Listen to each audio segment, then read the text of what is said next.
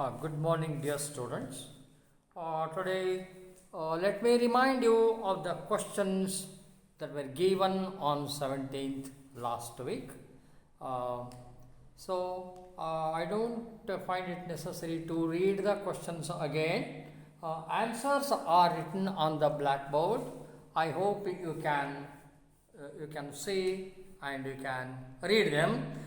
If it is partly impossible, I read out the answers and only the answers for the 10 questions given earlier. First question, first question, who teaches the torches to burn bright? Answer, Juliet. Second question, whom does Juliet teach to burn bright? To the torches. To the torches. Third question, what according to Romeo is too dear? Answer, to cost Juliet's beauty. Fourth question, how did Juliet look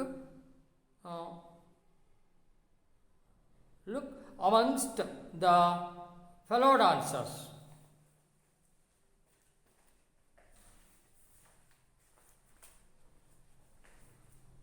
Yes. I shall read the question again. How did Juliet look amidst her fellow dancers? Like a snowy dog. Like a snowy dog. Fifth question.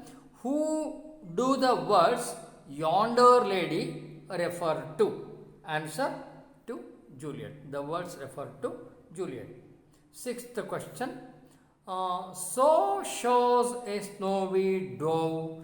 You were asked to complete the line. Seventh, which one it is? Sixth one it is. Trooping with crows. These three words should have to be added to the previous words. Trooping with crows as yonder lady over her fellows shows. Trooping with crows. Next sentence. As yonder lady over her fellows shows. This should have to be written to complete the sentence. Seventh question. Seventh question. Who do the words snowy dove refer to? To Juliet. Eighth question. Who does Romeo call crows? The fellow dancers are all except Juliet in the group of dancers. Two answers are possible. You may write either of these. The fellow dancers or all except Juliet in the group of dancers. Ninth question. What did Romeo want to watch after the dance was over? After the dance was over, what did he want to watch? The place where Juliet had stood. The place where Juliet had stood along with others on the platform. Last question. What does Romeo want to touch? Juliet's hand. Yes, these two words are sufficient for the last question as an answer. Yes, and along with these answers, one more answer you should have to be prepared to write. This answer, actually, you should have to be prepared to write two long answers based on the summary. On the first stanza, you will be asked, how does Romeo glorify the beauty of Juliet? Or how does Romeo admire the beauty of Juliet? This is the most possible question on the first stanza. And on the second stanza, let us see tomorrow. Yes, today, how does Romeo glorify the beauty of Juliet? Or how does Romeo admire the beauty of Juliet? You should have to be prepared to write this answer, a long answer. It should be at least 1.5 page. If you exceed the length to half page to 2 pages, it won't be bad, because you will have to be given 4 marks. The entire summary of the first stanza should have to be written wisely. The answer should be consisting of all the contents that Romeo has used, line after line till the first stanza is over. So you should have to remember the points, and there should be chronological order in giving the points. There should not be variation. Yes, an answer I shall give you.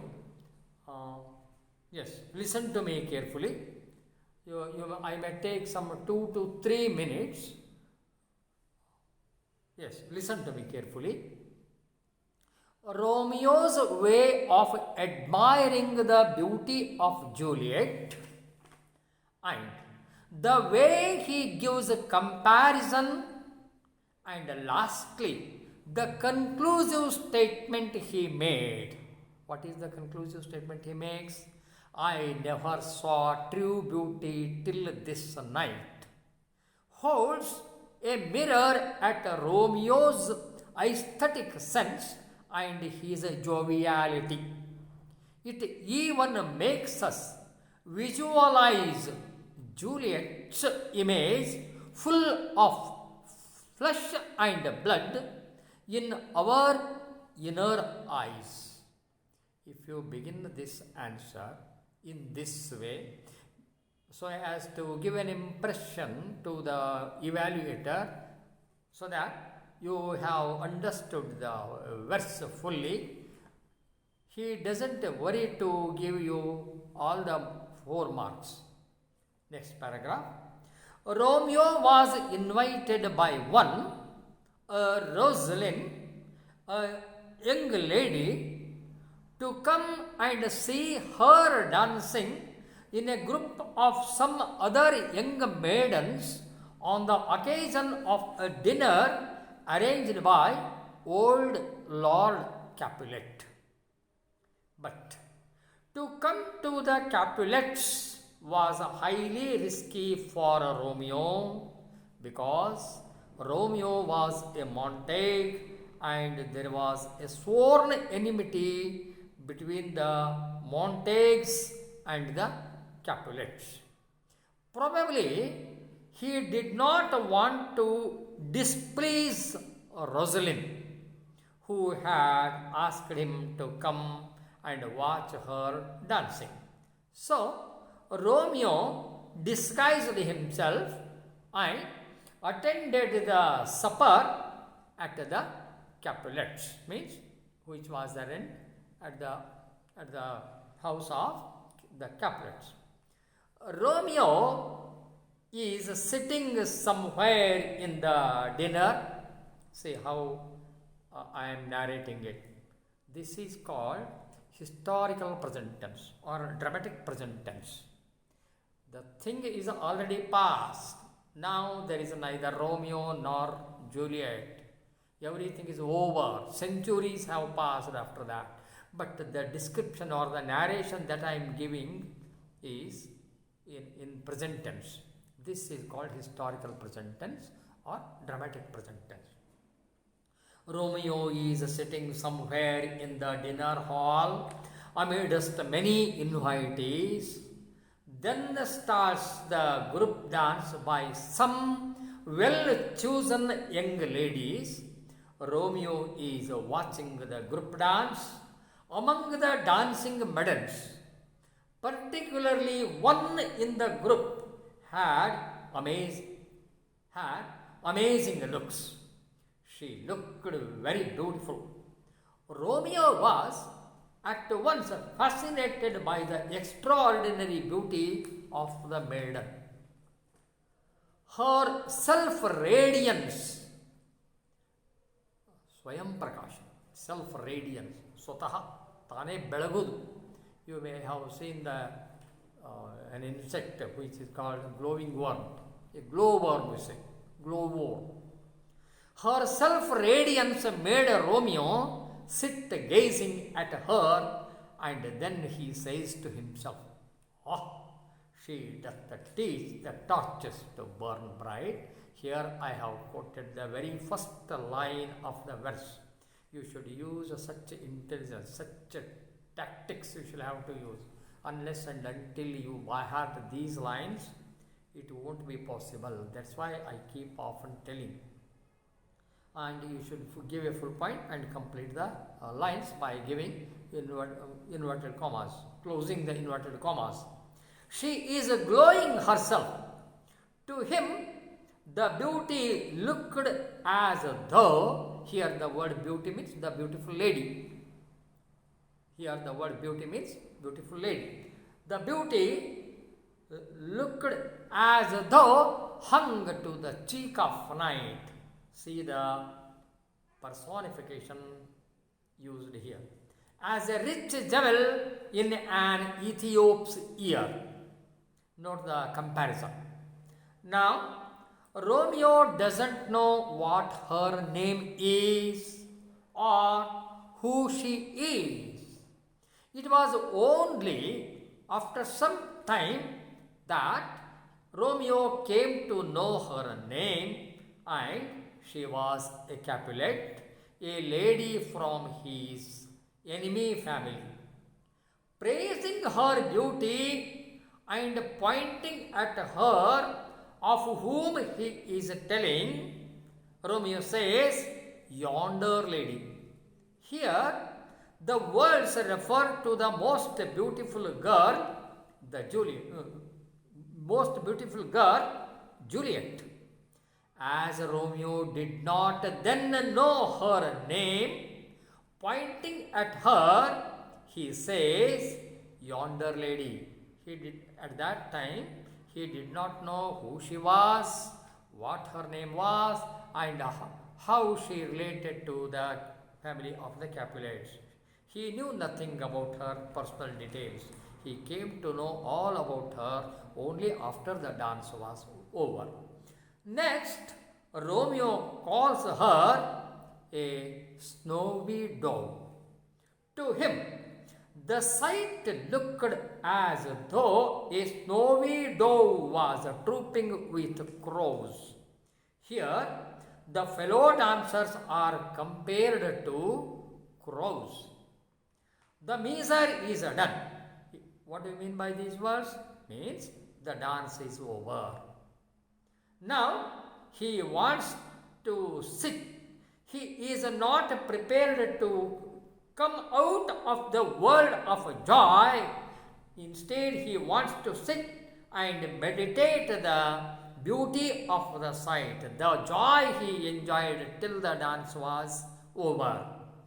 Next, he wants to touch his hand with the hand of Juliet and hopes that his rude hand would be blessed by the touch. Please